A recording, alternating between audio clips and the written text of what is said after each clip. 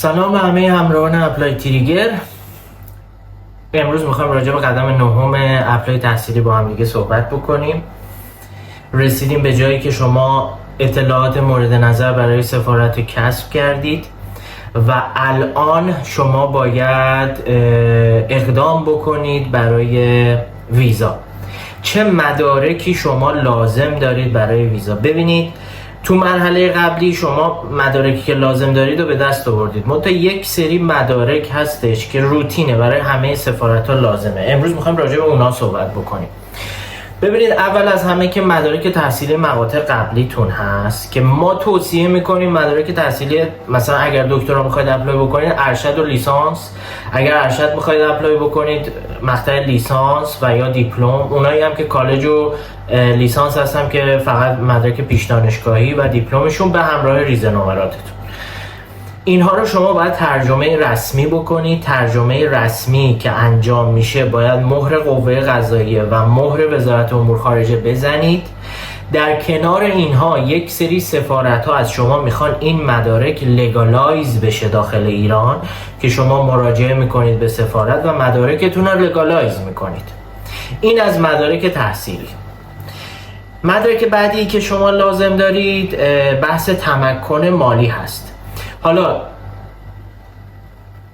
این ویدیو زیاد زمانی که لازم باشه برای اینکه من بخوام کامل راجع به تمکن مالی صحبت بکنم اجازهشو به من نمیده، ولی به طور کلی شما برای تمکن یک گواهی تمکن مالی احتیاج دارید، یک گردش حساب. حالا بر حسب ریکوایرمنت سفارت گردش حساب 3 ماهه، 6 ماهه، 9 ماهه یا 12 ماهه از شما میخوان که 12 ماهه خیلی بعیده، روتین 6 ماه هست.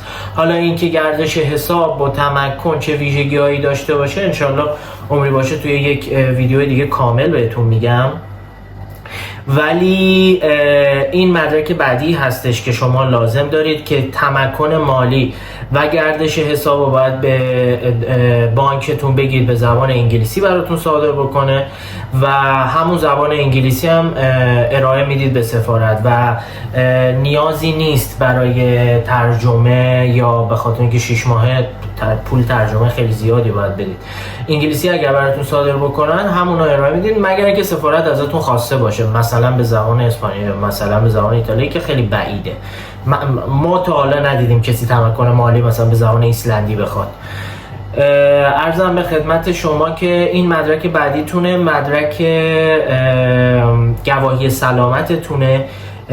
تقریبا 80% سفارت ها از شما گواهی سلامت میخوان که بیماری های مقاربتی مثل ایدز، هپاتیت، عرضم به خدمت شما اینجور بیماری ها رو نداشته باشید. و مدرک بعدی که شما لازم دارید بحث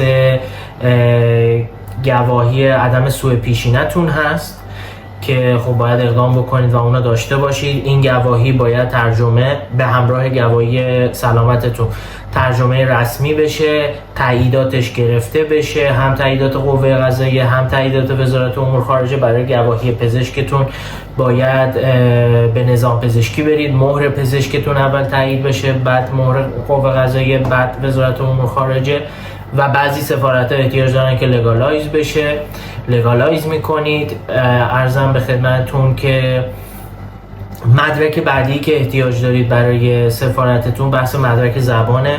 برای اون دسته از عزیزایی که تا الان مدرک زبان اقدام نکردن، آزمون آیلتس ندادن، مدرک زبان ندارن، اینجا جاییه که دوباره شما گذرتون به مدرک زبان میخوره.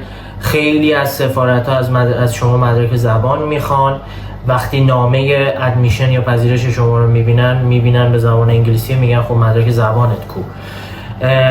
برای سفارت هایی هم که مدرک زبان اجباری نباشه، داشتن مدرک زبان انگلیسی پوان بسیار بسیار بسیار بسیار مثبتی هستش و بعضا بوده که ما ریجکتی دیدیم که بر اساس نداشتن مدرک زبان اتفاق افتاده، با اینکه سفارت گفته مدرک زبان لازم نداریم ولی قشنگ تو متن ریجکتی نوشتن عدم دانش کافی زبان. اگر شما مثلا برای آلمان یا هر کشوری که زبانش غیر از انگلیسی اقدام میکنید، خب داشتن مدرک زبان اون کشور خب مسلما امتیاز مثبتی براتون داره. اگر زبان تحصیلتون انگلیسی باشه باز ارائهش پوان مثبتی داره. اگر زبان تحصیلتون آلمانی، ایتالیایی یا هر زبانی غیر از انگلیسی باشه باید یک مدرک معتبر اون زبان رو ارائه بدید به سفارت.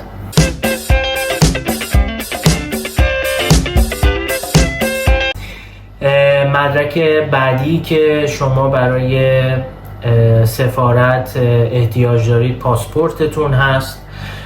خب پاسپورت ها ترجیحاً شما باید پاسپورت جدید ارائه بدید برای اون دسته از عزیزایی که پاسپورتشون مثلا 1 سال مونده منقضی بشه.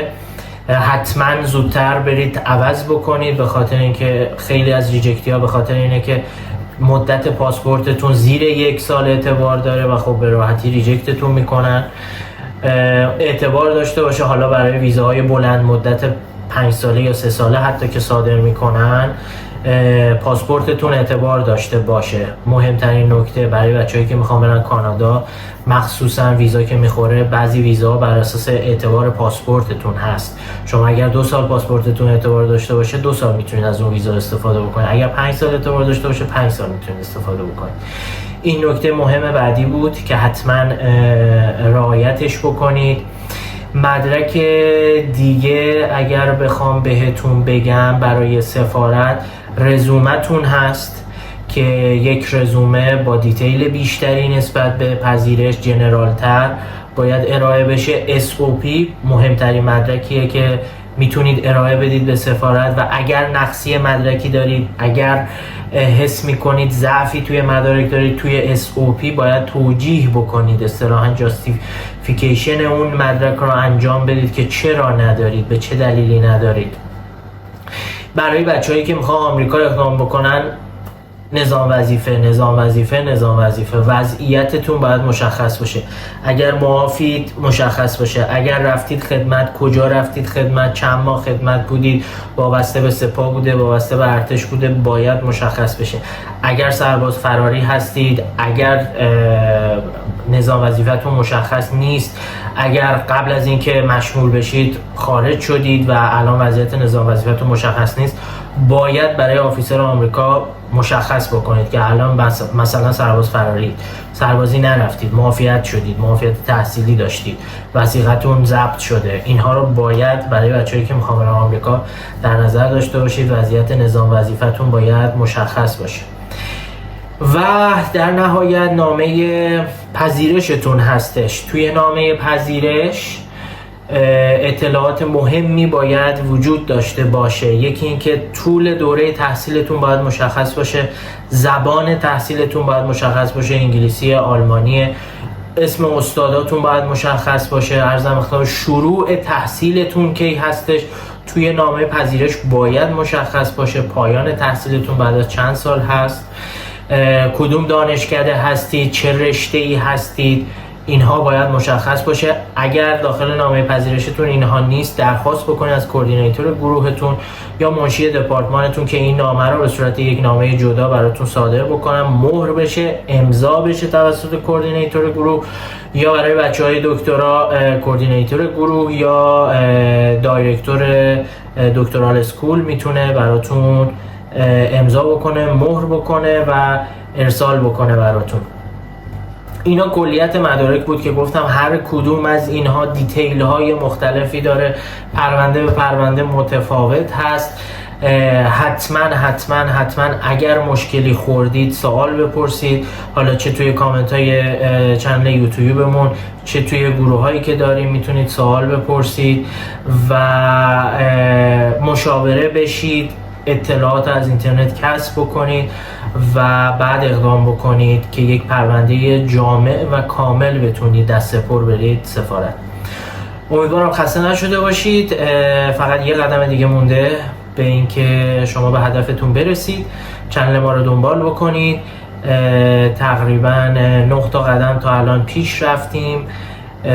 بچه‌هایی که همراه ما نبودن حتما از ویدیو اول تا الان این 9 تا ویدیو رو مشاهده بکنن تا برسیم به قدم بعدی که قدم 10 هستش که تو ویدیو بعدی براتون توضیحاتش رو میدم. روز خوبی داشته باشید. خدا نگهدارتون.